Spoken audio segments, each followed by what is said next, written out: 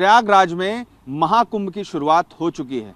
इस महाकुंभ के साथ अर्थव्यवस्था को सबलता देने वाला आयोजन भी शुरू हो चुका है। आज उसका दूसरा दिन है और आस्था का सैलाब प्रयागराज में उमड़ा हुआ है। बताया जा रहा है कि 4.5 लाख करोड़ रुपए तक का व्यापार महाकुंभ से होगा और देश की जो जीडीपी है यानी कि सकल घरेलू उत्पाद, उसमें 1.25% तक की बढ़ोतरी महाकुंभ के आयोजन से हो सकती है। हमने इस बारे में तमाम अर्थशास्त्रियों से बात की। आईसीएआई के पूर्व प्रमुख वेद जैन साहब ने हमसे बताया कि अगर आप आकलन करें तो 40 करोड़ लोग महाकुंभ में पहुंच रहे हैं। पौष पूर्णिमा से लेकर के महाशिवरात्रि तक करीब 1 महीने से ज़्यादा समय तक का ये आयोजन, जहां पर 40 करोड़ से ज़्यादा भारतीय और अंतर्राष्ट्रीय श्रद्धालु पहुंचेंगे और वहां पर अनुमान लगाया जाता है कि 5,000 रुपये करीब एक श्रद्धालु का खर्च ज़रूर होगा। और इससे इतर सरकार के खर्च, संस्थाओं के खर्च और एनजीओज़ के खर्च, ऐसे तमाम जो संस्थाएं हैं वो करोड़ों रुपए खर्च करती हैं। कुल मिलाकर के पूरा आंकड़ा जो पहुंचता है वो 4.5 लाख करोड़ रुपए से ज़्यादा व्यापार का पहुंचता है। और यही आकलन उत्तर प्रदेश सरकार की तरफ से भी किया गया, जिसमें ये देखा गया कि आखिर सरकार कितना खर्च कर रही है, जो संस्थाएं हैं वो कितना खर्च कर रहे हैं और आम आदमी जो वहाँ पहुँच रहा है वो कितना खर्च कर रहा है। एक अनुमान के मुताबिक उत्तर प्रदेश सरकार की जो रिपोर्ट थी उसमें ये कहा गया कि एक श्रद्धालु कम से कम 5 से 10 हज़ार रुपये के बीच में पैसा खर्च करेगा। और अगर आप इस तरीके से देखें तो 40 करोड़ लोग अगर 5 से 10 हज़ार रुपये खर्च करते हैं वहाँ पर, तो सीधे तौर पर 4 लाख करोड़ रुपए से ज़्यादा का खर्च सिर्फ श्रद्धालुओं की तरफ से होता है। और ये एक व्यापार की व्यवस्था है।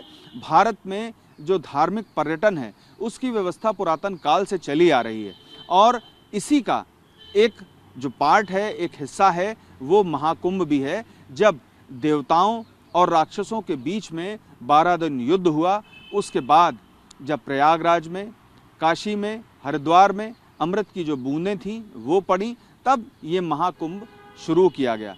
और पौष पूर्णिमा से लेकर के महाशिवरात्रि तक चलने वाले इस भव्य आयोजन में अगर आप श्रद्धालुओं की संख्या को देखें तो दुनिया भर में ऐसा आयोजन कहीं भी नहीं होता है। तो कुल मिलाकर के अर्थव्यवस्था को सबलता देने वाला महाकुंभ हमारी जीडीपी को और हमारा जो व्यापार है, ख़ास तौर पर अगर आप ये सोचते हैं कि सिर्फ उत्तर प्रदेश सरकार को या फिर केंद्र सरकार को जीएसटी में फ़ायदा होगा, तो ऐसा नहीं है। अन्य जो राज्य सरकारें हैं उनका आवागमन, वहाँ से श्रद्धालुओं का इलाहाबाद तक यानी कि प्रयागराज तक पहुँचना और इसके बाद वापस लौटना, इस तरीके से तमाम अगर आप पहलू गौर करेंगे तो सीधे तौर पर ये पाएंगे कि 4.5 लाख करोड़ रुपए से ज़्यादा का व्यवसाय इस आयोजन के ज़रिए होगा।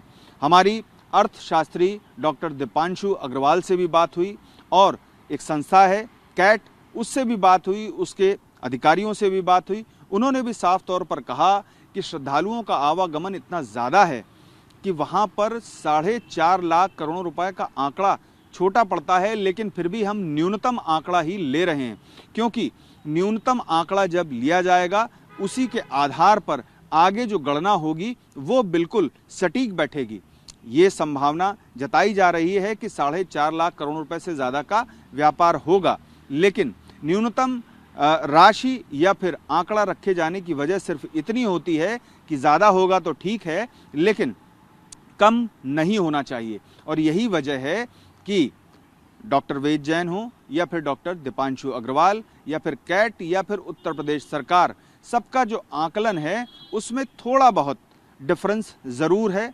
कहीं 4 लाख करोड़ है, कहीं 4.25 लाख करोड़ है, कहीं 4.5 लाख करोड़ है। तो ऐसी स्थिति में ये ज़रूर स्पष्ट है कि महाकुंभ का जो आयोजन है देश की अर्थव्यवस्था के लिए कितना बेहतर होता है। वेद जैन साहब ने तो हमसे ये भी कहा कि लोग देखते हैं जो शादियों का आयोजन होता है वो विपरीत तरीके से देखते हैं, जबकि एक इकोनॉमिस्ट जो देखता है वो उसको दूसरे नज़रिए से देखता है और उससे जो अर्थव्यवस्था को है फ़ायदा मिलता है। तो महाकुंभ जैसा बड़ा भव्य आयोजन जहां आस्था का सैलाब उमड़ता है, उस आयोजन से देश की अर्थव्यवस्था को कितना फायदा पहुंचता है, ये तो स्पष्ट तौर पर जाहिर है। और सबसे अहम बात यह है कि अगर आप देखें तो वहाँ के जो लोकल होटल्स हैं, कैंप लगाने वाले, और इसके अलावा जो पिछले 3 माह के आसपास अगर आप गौर करेंगे तो लोगों को रोज़गार भी मिलता है। मजदूर हो सकते हैं, इलेक्ट्रॉनिक्स का काम करने वाले हो सकते हैं, या फिर खुदाई करने वाले हो सकते हैं, टेंट लगाने वाले हो सकते हैं। बहुत तमाम तरीके के ऐसे काम हैं जो रोज़गार हैं वो लोगों को मिलते हैं, और इसका जो आंकड़ा है वो अलग है, जबकि व्यापार का पूरा जो है आंकड़ा अलग है। तो अर्थव्यवस्था को सबलता देने वाला महाकुंभ महाशिवरात्रि तक चलेगा, और इस आयोजन के ज़रिए देश की जीडीपी में भी बढ़ोतरी होगी, और हमें उम्मीद है कि ये आंकड़ा इससे कहीं आगे जाकर के बैठेगा, और 4.5 लाख करोड़ नहीं बल्कि इससे कहीं ज़्यादा का जो अनुमान अभी है उससे कहीं ज़्यादा का फायदा देश की अर्थव्यवस्था को होगा। पीयूष पांडे, TV9 भारतवर्ष, नई दिल्ली।